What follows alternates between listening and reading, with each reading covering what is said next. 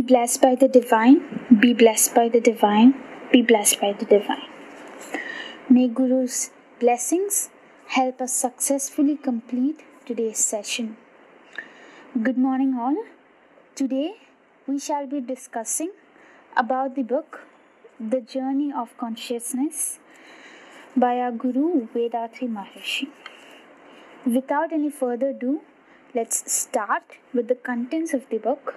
The book consists of 158 pages and is divided into 3 sections, namely Synthesis of Karma Yoga and Simplified Kundalini Yoga, Section 2, Secrets of the Universe, and Section 3, Myths regarding Incarnation and How to Withstand Aging. The first section consists of 18 topics, the second section consists of 5 topics, and the third section consists of 2 topics. Section 1, Synthesis of Karma Yoga and Simplified Kundalini Yoga. The first topic in the first section is the purpose of yoga. We all know what the purpose of yoga is, but what it is in Maharishi's version. Maharishi says that 2 things are essential for the liberation of the soul. First, the attachment to material enjoyments should be neutralized, full satisfaction must be achieved, and second, impressions of the sins should be obliterated.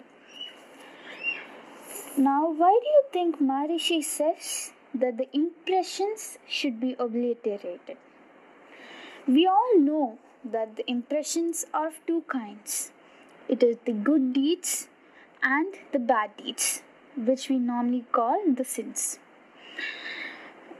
And the soul is composed of these 2 impressions, because of which there is a continued birth cycle and repeated incarnation of human beings. It is only when the soul gets completely purified, the soul reaches the Almighty or merges with the Almighty. Now, even the presence of the good deeds will lead to incarnation. For example, we can take our very own Guru Vethathiri Maharishi. He all throughout his life, he was dedicated to the people and he provided service to the people. He shared his knowledge to us, so that is why we are what we are today. So the good deeds will result in the birth of a person who will later provide service to the people through knowledge or painting or artists or anything, but of just service to the people so that they can gain knowledge, wisdom, and merge with the truth. And another example for this is one of the character in Mahabharata, Vyasa's Mahabharata, the Karna character. At the time of his death, he pleads to Lord Krishna to take away everything from his soul, which includes his good deeds of his past, the good deeds of his present, and the good deeds he would do in the future, so that the soul gets completely purified and that he doesn't get another birth and merge with the Almighty. So we can infer that even the good deeds have to be neutralized. Now we know what are the 2 things essential for the liberation, but what role does yoga play in this? Maharishi says yoga provides all the facilities and opportunities for improving esoteric awareness to achieve satisfaction with worldly enjoyment. Worldly enjoyment can be taken as materialistic joy here, and to obtain detachment by streamlining the activities of the mind through the process of obliterating the impressions of the sins. Now, streamlining the activities of the mind. What do you think is the streamlining of activities of the mind?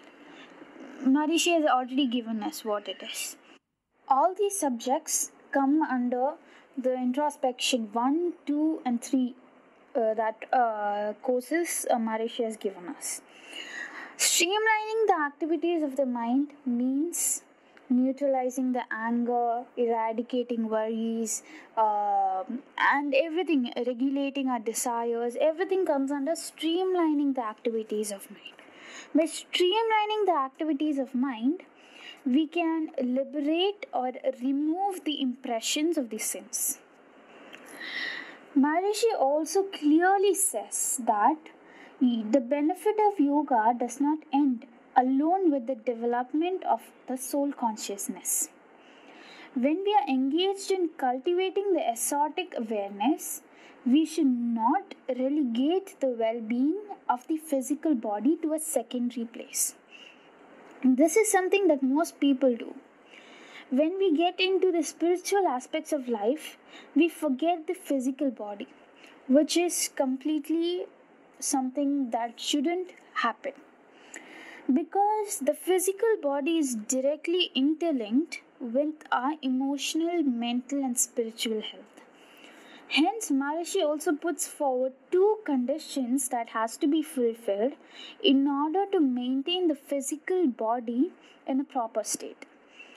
That is, satisfying the needs arising from appetite, changes in the atmospheric conditions, and the excretory forces of the body. That is, we have to satisfy the needs that arise in us. We should listen to our body and do what our body says. We cannot just put everything in our body. Our body may like something, a body may dislike something, so we have to be careful about what we do to our body. There may be some people who do intense workout one day. Maybe that is not something that the body could adapt to. So what will happen? There will be a stagnation, there will be a pause in the proper movement of the body, physical body. Hence, we have to listen to our body and do everything accurately according to which the body will adapt to. We shall make sure, and we should make sure that whatever we do will be accepted by our body. Maybe our body may be lactose intolerant, so having dairy products should be avoided. That is, we have to listen to our body. We should satisfy its needs. And atmospheric condition changes also have to be made sure of. Being in a cold region, you need proper sweaters or blazers or whatever you require. If you are in a hot place, if you stay in a warm humid place, then you need proper outfits according to that.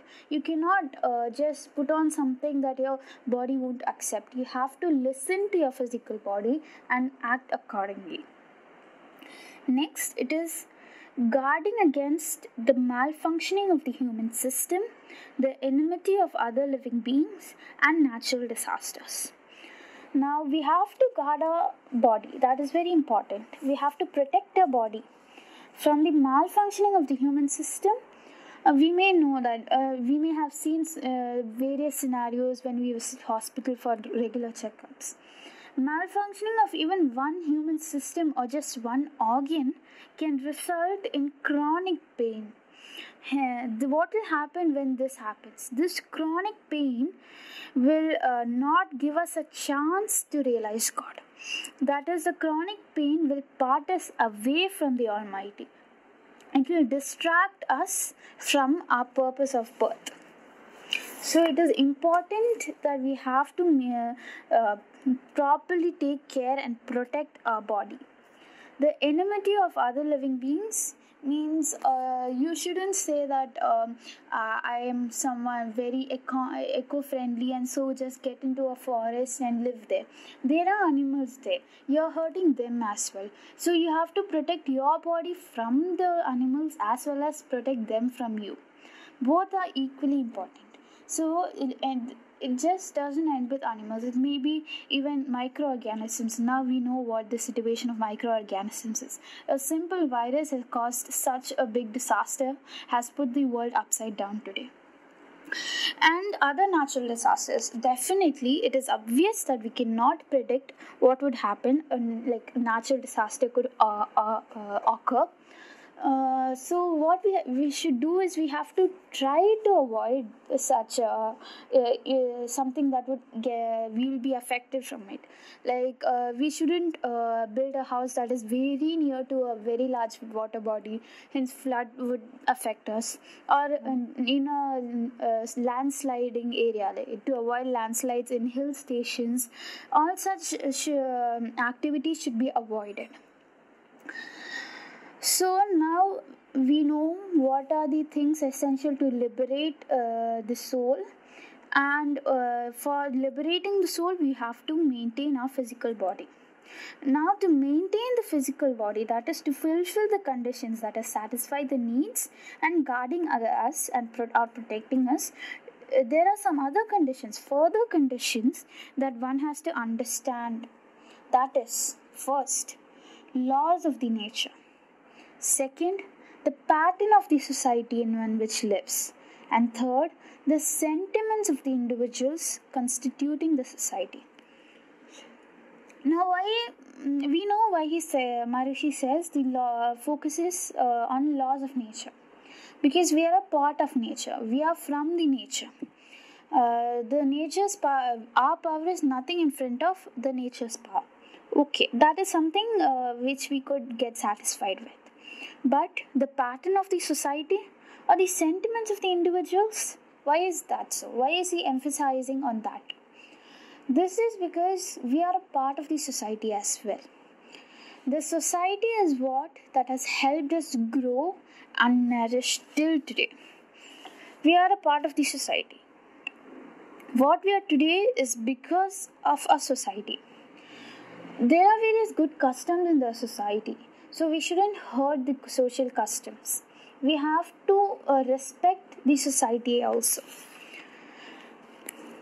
After that, Maharishi says that yoga will therefore help man to perform all his duties in harmony with the laws of nature and the sentiments and conventions of the society. It will enable him to lead a successful life and achieve satisfaction and peace by sharpening the intellect, cultivating constant awareness, strengthening the will, streamlining the mind, and basing the behavior on moral values. This is very important. Moral values are something, again, that we learn from the society. It is from the society that we learn to respect elders, to keep our surroundings clean, to help others, to communicate with others. It is a mode of developing our moral values as well. So, all these good contents will be achieved if we properly perform the yoga. Since the functions of the body and the mind are interdependent, it is imperative that equal attention be paid to both spiritual and material aspects of man. Again, here most men forget to follow this one, that is the balance between the spiritual and material aspects of man. One just can't leave the entire family, his children, his parents, and get into a cave to meditate in order to merge his soul with the Almighty. There are various material aspects of man. In today's world, if we list out the material aspects, the top 3 or 4 maybe house, for a decent living house, minimum income, family. When it comes to family, it is wife or husband, parents and children. So we cannot just leave everything and just get into the spiritual aspect of life and realize the self. There's no use if we do so as well. Material aspects of man also has to be balanced along with the spiritual aspects of man. Maharishi says that yoga provides all the benefits in both fields. This is something we can just see right now. We are discussing about the spiritual well-being of of ourselves, but still we are having good family, good relation with our family. We are still in contact with our family. We still are on the material. We are still relying on the material aspects of life as well. We are the men in the family are earning. The women in the family are working for the house, or sometimes they may be working as well. The children, the parents, everyone constitute together, and they all are present in Maharishi's this Sky Yoga. No one has left their family behind to learn or introspect themselves and realize the truth. Everyone are working with the material aspects of life as well as the spiritual aspect of life. This is the right balance. So yoga provides benefits. Of course, from this we can infer that yoga provides benefits in both the fields. Therefore, yoga is a well balanced and perfect process for success and peace in life. For this sentence, I don't think I have to explain a lot, because most people who are listeners here today have their own experiences. Just by doing yoga for quite a short duration or maybe long duration, there may be various mental, physical, or emotional change in yourselves. This applies to me as well. I myself have seen so many changes in me for doing after doing the yoga given by a Maharishi for some time now. With this, Maharishi has concluded the purpose of yoga. Now we shall move on to the value of yoga. What do you think is the value of yoga? Maharishi starts with the explanation or the definition of yoga here. Yoga is a science of life designed to develop the sixth sense to its fullest. We know that sixth sense, that the humans are the only creatures with the sixth sense and has the ability to realize God. Yoga will enable us to equip men to enjoy a peaceful and blissful life. Many people, when on understanding something deep, they say it is an art.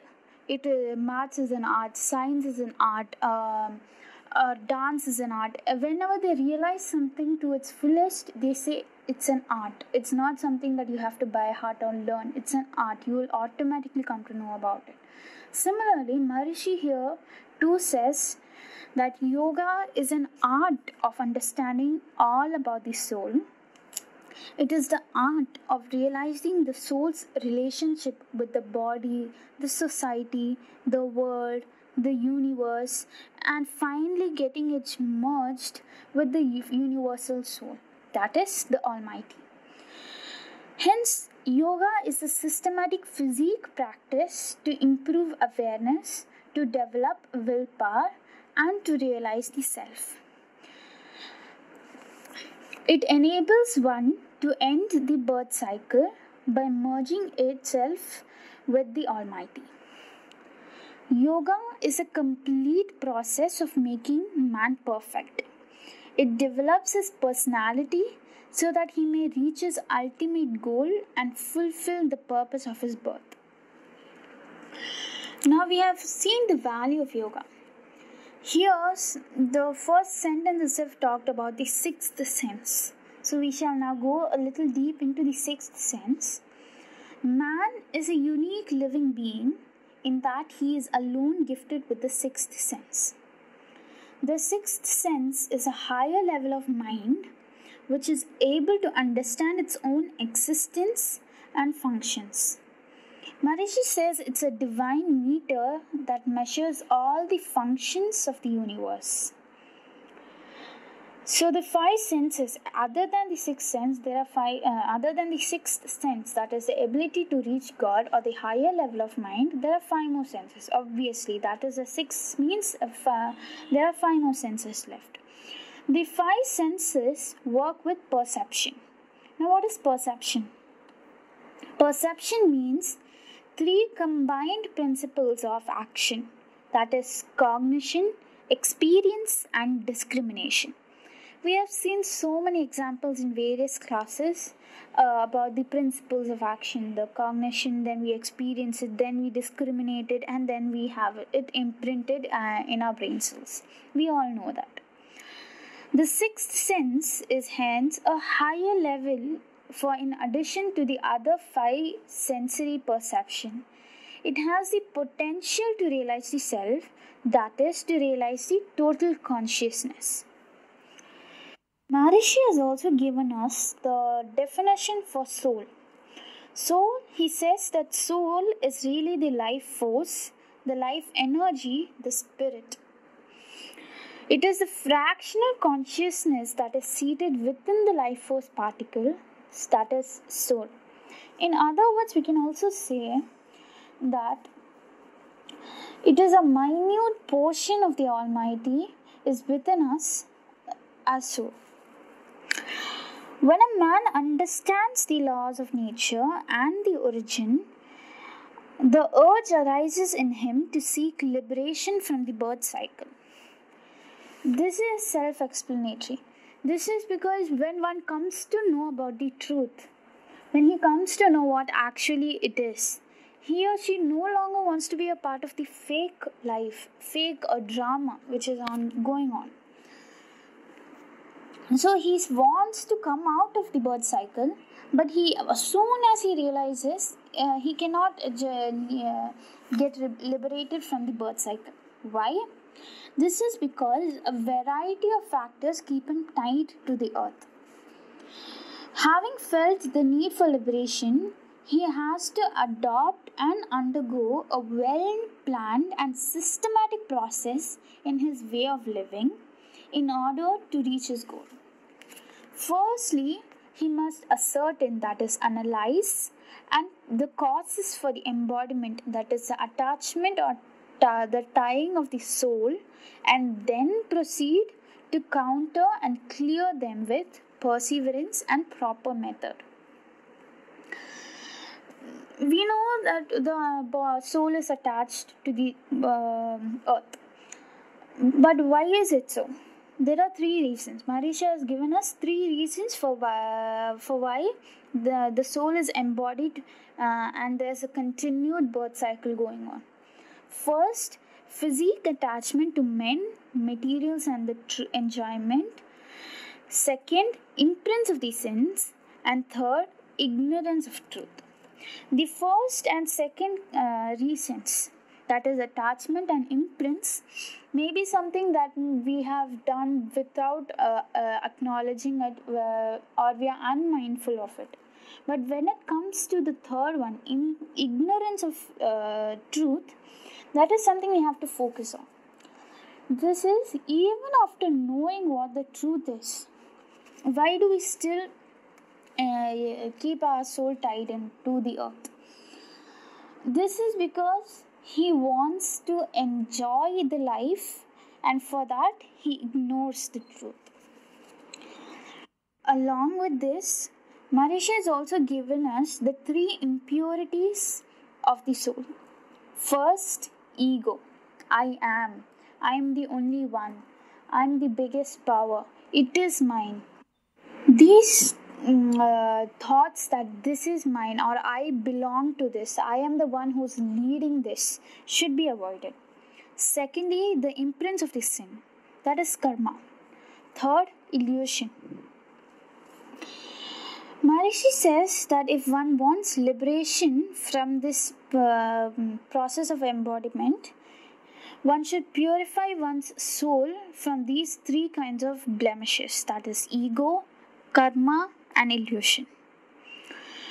Maharishi also puts forward that body is only an outer expression of the soul.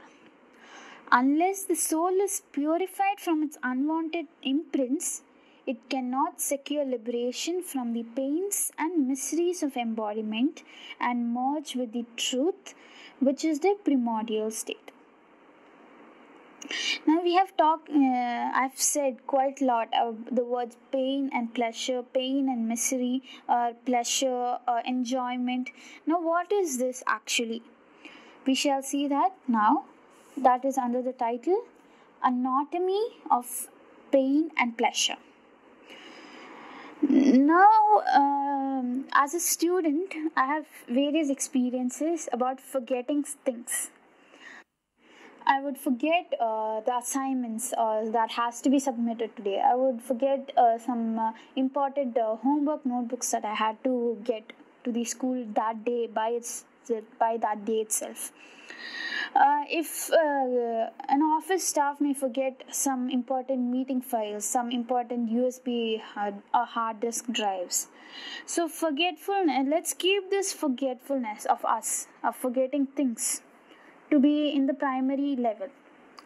Now, when it comes to super seniors, that is the most senior level, the soul too forgets something. And the forgetfulness of the soul is the main reason behind everything that we have discussed here. The imprints, the ego, the illusion, the attachment to men, everything is because of this forgetfulness. Now, what did the soul forget? The purpose of the sixth sense is to realize the self and put an end to the birth cycle.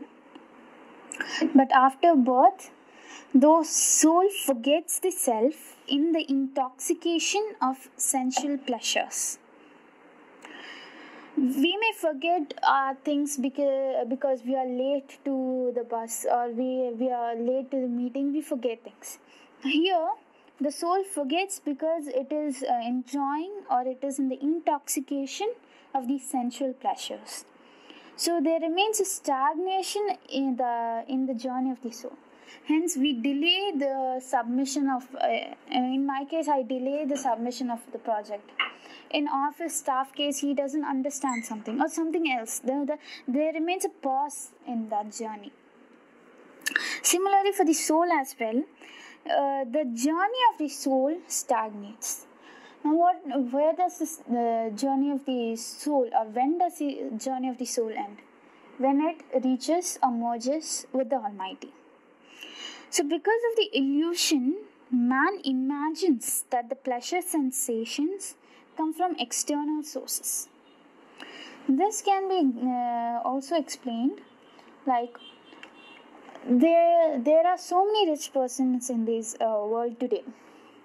A man may be having all properties and he can seek whatever he thinks of, he can just get in a minute. But still, he lacks something. He wants something that cannot be expressed in words. Similarly, there may be a poor man who rarely gets a meal a day, who merely gets income a day. So, but still, he is happy with what he has.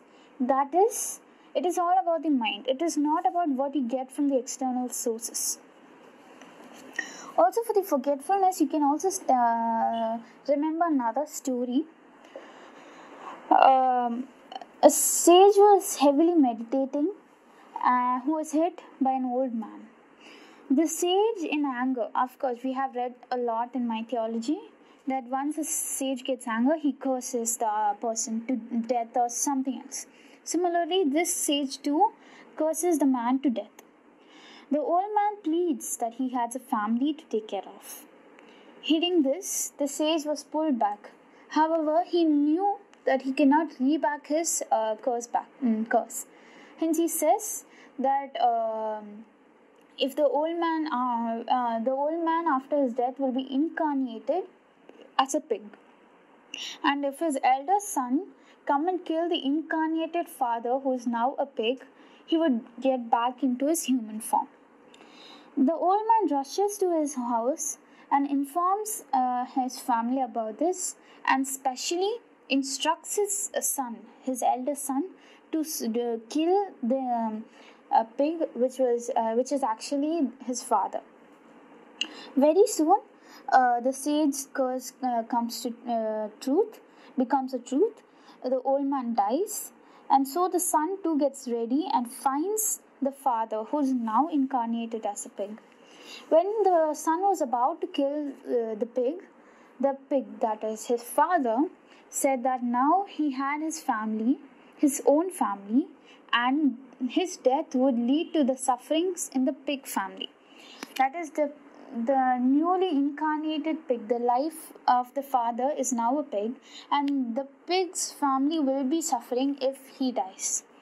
Just like how the human family is suffering right now. Hence, what happened here is the father forgot what he had to do, what he was supposed to do. Similarly, though it is something to laugh at, or is something funny to listen, if we think deep inside, most people today are also in the same condition. Most people forget what they were supposed to do and engage themselves in something else which they shouldn't be doing at that moment. Now, and with the story and the note, we shall end today's English speech. Thank you all for listening so patiently till now, and also a big thank you to Sky Yoga Center Musafa and Abu Dhabi and its masters in charge for providing me such a great opportunity. Thank you all again. Be blessed by the divine. Be blessed by the divine. Be blessed by the divine.